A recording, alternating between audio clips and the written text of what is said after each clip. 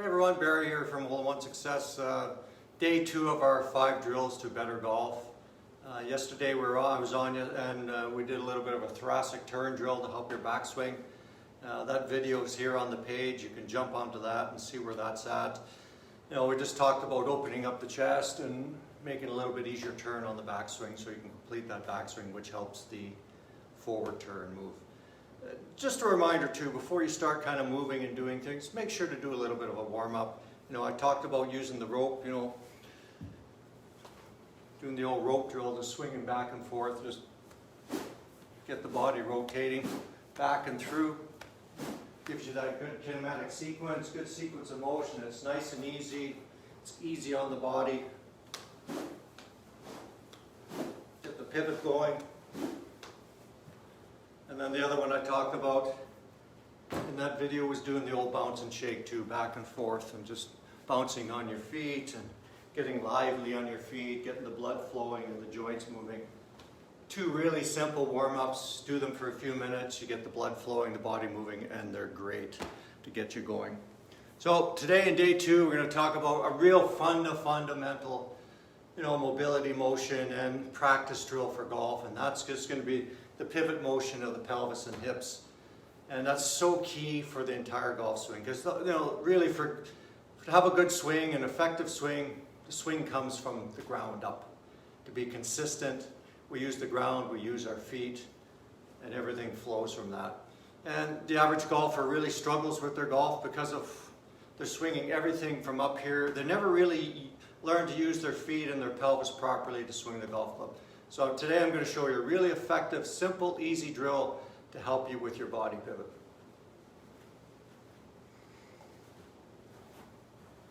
And we start without hitting golf balls. There's no need to hit golf balls while we're working on this. I'm going to take my golf stance. I'm going to take a club. I'm just going to put it across my belt line here, my belt buckle line here. I'm going to put one hand on each end of it here, and I'm just going to work on my pelvis turn here. So going back on the backswing, I want my pelvis to rotate. It's not a slide.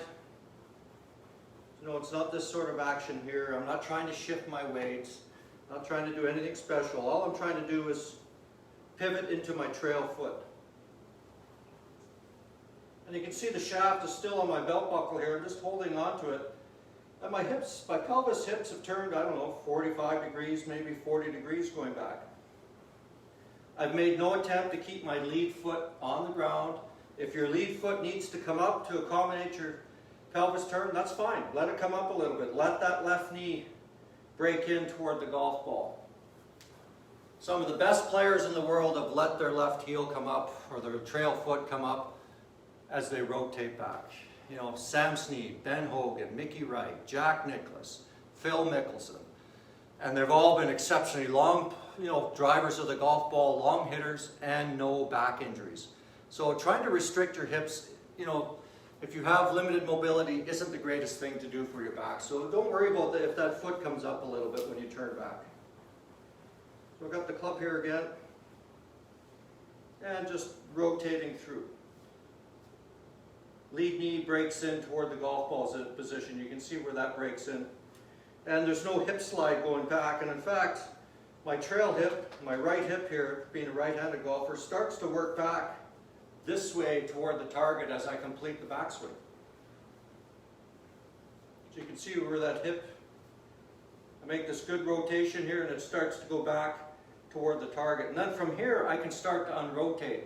And the real key here is when I start to turn back toward the target, lead foot plants on the ground first. That's the first thing. That's the first move there. That sets off that chain reaction where now my pelvis starts to come, hips start to come, and I rotate through toward the target. So I've made this good free rotation going back to the lead foot. That moves first, and you can see what happens when I do that. My hips are naturally starting to unwind. My pelvis is unwinding. And then up into my finish position. Back, and through.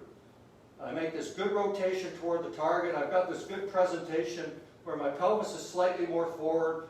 My back, you know, I've stretched back a little bit. My chest is presented forward a bit. And I'm socked into my lead heel there. I'm just socked there and balanced into that left heel to finish the swing. So that tells me I've made a good rotation right through toward the target. And you can see this position here. Good presentation here where the chest is stretched up and forward. And if I was taking the club and just went up into took it around here, I'd be in this great finish position facing the target. So again, from here, rotate back, lead foot returns to the ground. That starts the whole motion toward the target. Lots of weight and pressure goes there, boom, and then I rotate around that point. Thing to watch out for as you rotate forward, you'll see golfers do this. They'll get back here and then they'll throw everything from up here. So you can see what happens. Everything's moving together and I'm kind of doing this. The club will tend to come off your belt buckle. Your head will come forward, your chest comes forward, and you're on your toes and you're finishing like this and around. And you can see what's happened here. My shoulders are finished out around my feet, my head's kind of lurching forward. So that swing sequence is, you're hitting it from out in and you're hitting it with your upper body. So that's why we want to practice this without a golf club in our hands, because our natural tendency will be to kind of do that, rather than we want to ingrain this rotation from the ground up using the pelvis. So back here again,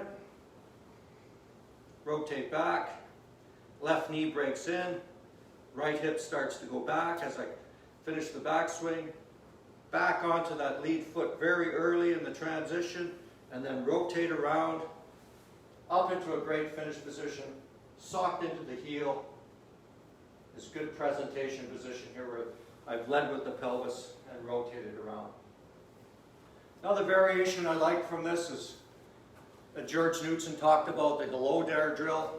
Take the butt of the club, put it on your belt buckle, get yourself set, rotate back. So I make this good pelvis turn here, butt of the club is still on my belt buckle, and then rotate up into the finish position here. Butt of the club is still on the belt buckle, and it's moved toward the target. Real important to practice this footwork over and over again without a golf club so you can ingrain it. So that way when you go to swing the golf club, it's more natural and it's a lot easier. So work on that hip turn, that pelvis turn. It's a fundamental move for swinging the golf club.